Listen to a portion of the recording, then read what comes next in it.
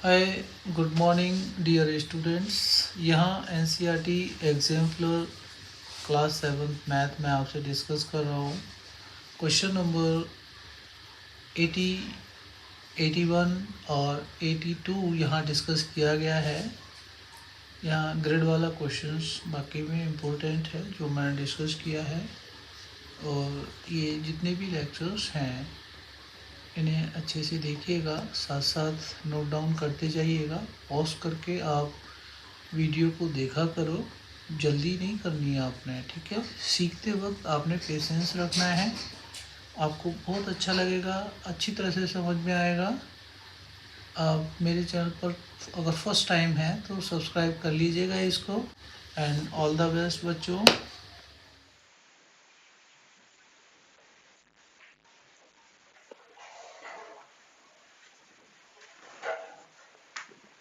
ये question number 80 है।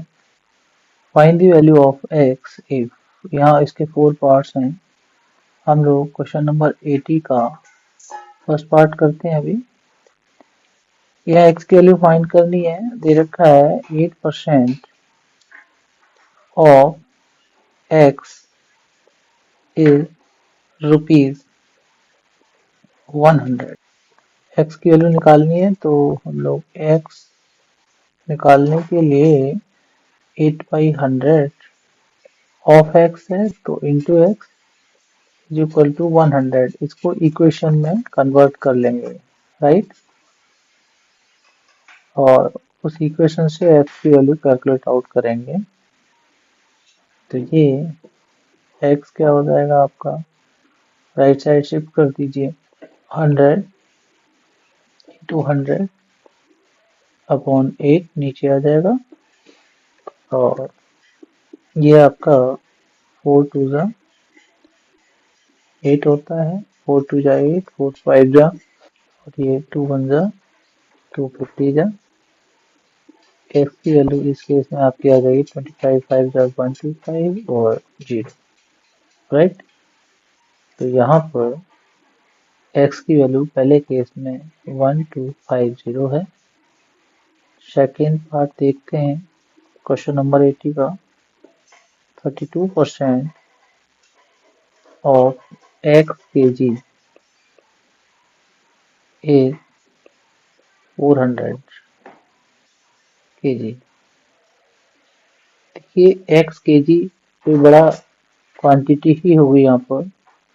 तो 32% का 32/100 ऑफ एक्स के जी is equal to 400। X is equal to 400 into 100, 32 नीचे, right.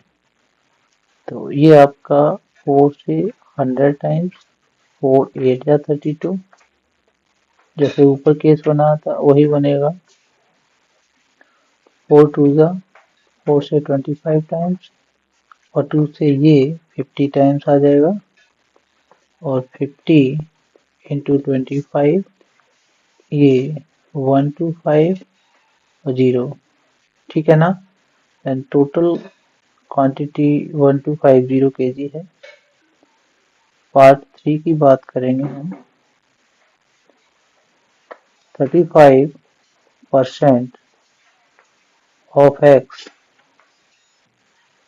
Is equal to 280 rupees, है ना। यहाँ एक्स अमाउंट रुपीज का दे रखा है। सो 35/100 ऑफ का एक्स, ये इंटू हो जाएगा 280।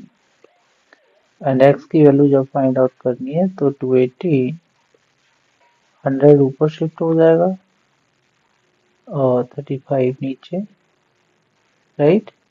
7 से हम 7 5 जा 35, 7 4 जा 28, और ये 5 8 जा 40 एंड 800 आ जाएगा आपका। तो x इज इक्वल टू 800 बनेगा। फोर्थ पार्ट को देखते हैं।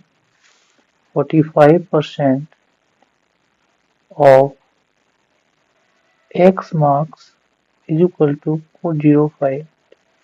तो टोटल मार्क्स कितने, उसके लिए 45/100 into x is equal to 405, then x is equal to 405 into 100 upon 45, right.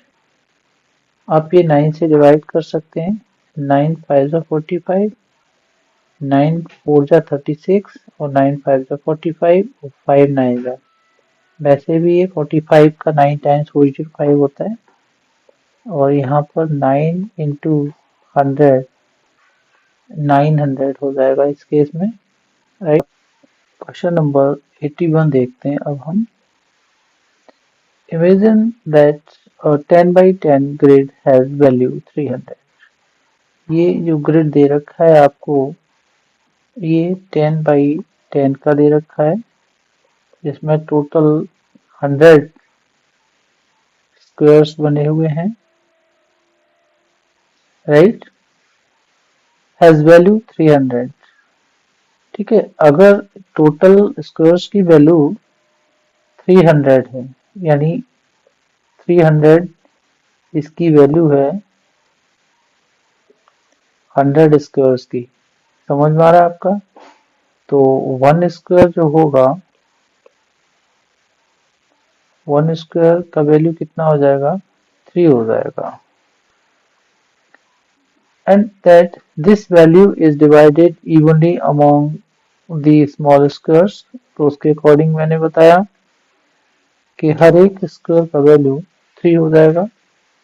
In other words each small square is worth 3। दूसरे शब्दों में अगर हम कहते हैं कि हर स्क्वायर की वैल्यू 3 है, then use a negro for each part of this problem and label each grid value 300। तो इसमें करना क्या है, पार्ट 1 देखिएगा, शेड 25% ऑफ द ग्रिड। अब ये कह रहा है कि 25% ऑफ द ग्रिड, जो आपको ग्रिड दे रखा है उसका 25% शेड करना है। तो 25% ऑफ द ग्रिड का मतलब है कि 25% ऑफ कितना, हमारा ये टोटल स्क्वायर्स इसमें 100 है और उनकी वैल्यू जो है कितना है, 300 है। हम 300 का वैल्यू निकाल देते हैं एक केस में, और 25% यहाँ पर जो वैल्यू ना लें हम, हमें केवल ग्रिड को देखना है। तो 25% ऑफ कितना, 100 स्क्वायर्स निकालना पड़ेगा हमें। जो ग्रिड में स्क्वायर्स हैं हमारे टोटल 100 है, तो हमें अभी ये नहीं करना, हमें ये करना है। ऑफ द ग्रिड का मतलब ही ये है। यहाँ पर बच्चे क्या करते हैं, यहाँ 300 का 25% पहले ही निकाल लेते हैं, वो नहीं करना। पहला स्टेटमेंट जो ये दे रखा है, हम उस स्टेटमेंट के अकॉर्डिंग चलते हैं। तो शेड 25% ऑफ द ग्रिड, यानी हमें 25% ऑफ 100 स्क्वायर्स करना पड़ेगा। तो 25/100 इंटू 100, तो टोटल स्क्वायर्स हमारे कितने बनेंगे, 25 स्क्वायर्स बनेंगे। हमें उनको शेड करना पड़ेगा, राइट। तो शेड करने के लिए हम कोई इसका 1/4 पार्ट ही लेंगे, ठीक है ना। 1/4 लेने के लिए ये यहाँ से यहाँ तक आपके 5, ऊपर से नीचे 1 2 3 4 5, ये वाला पार्ट, हम इस पार्ट को शेड कर देंगे। अंडरस्टूड। मैं इस तरह से इसको शेड कर देता हूँ, देखिएगा।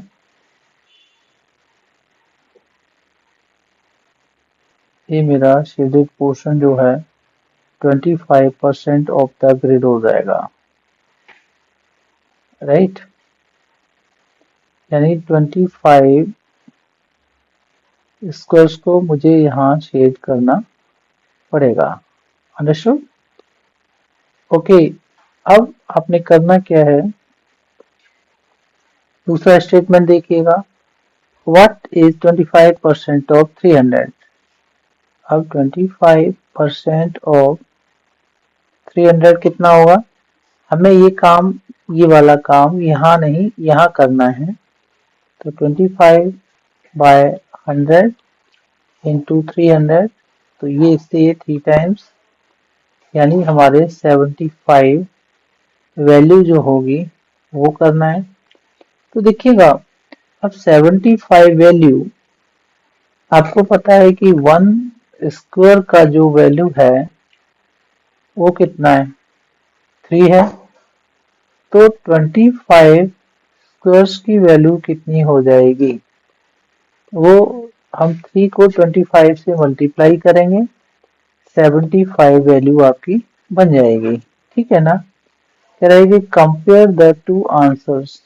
तो यहाँ पर एक आंसर मेरा कौन सा बनता है? एक आंसर मेरा जो बना वो ये वाला बनेगा। यहाँ पर 25 स्क्वायर्स आए थे ये, और दूसरा जो है 25 स्क्वायर्स की वैल्यू जो आई थी वो ये 75 आई है यहाँ पर। ठीक है ना? तो कह रहा है कि कंपेयर द टू आंसर्स। क्या लिखोगे? Here the two answers are same। ठीक है ना? क्योंकि वहां पर 25 स्क्वायर्स की जो एग्जैक्ट वैल्यू बनती है वो 75 बनती है। अंडरस्टूड? यहाँ पर बी पार्ट को हम लोग देखते हैं। What is B part? What's the value of 25 squares? तो बी पार्ट में आपने क्या लिखेंगे? ये जो पार्ट आपने यहाँ ये वाला दिया है, कर लेते हैं एक बार और। 1 स्क्वायर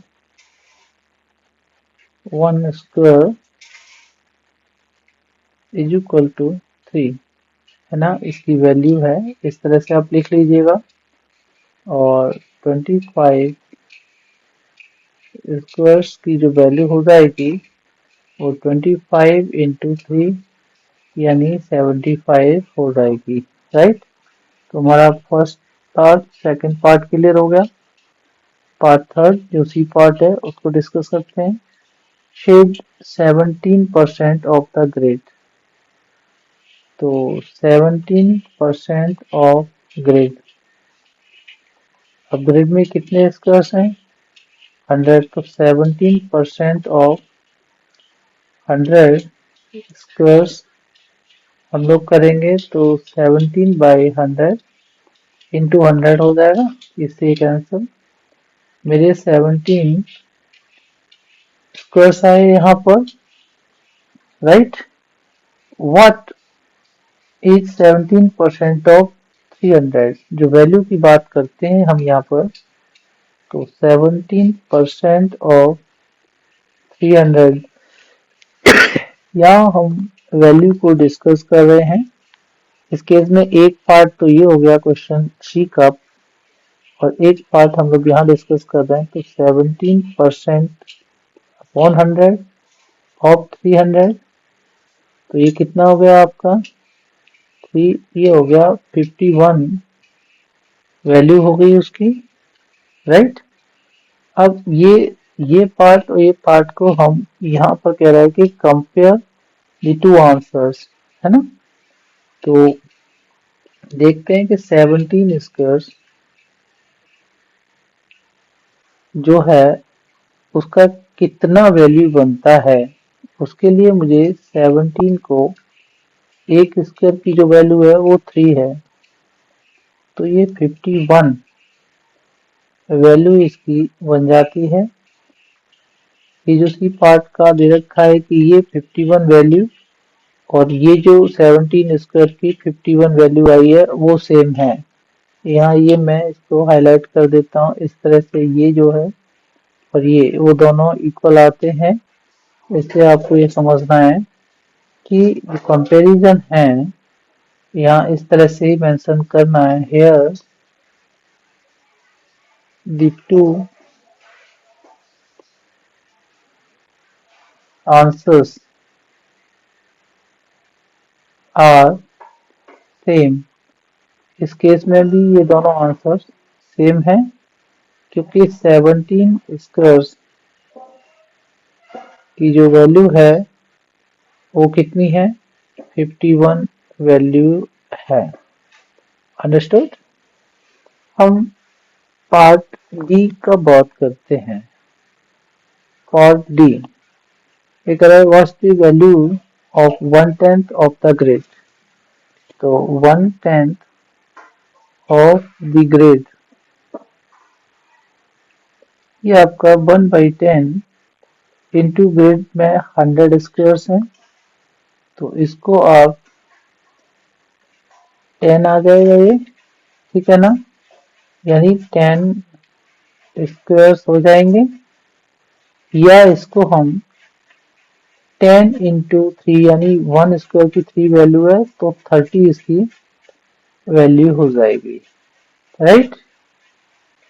तो आपको ये क्लियर हो रहा होगा। एक केस में हमने जैसे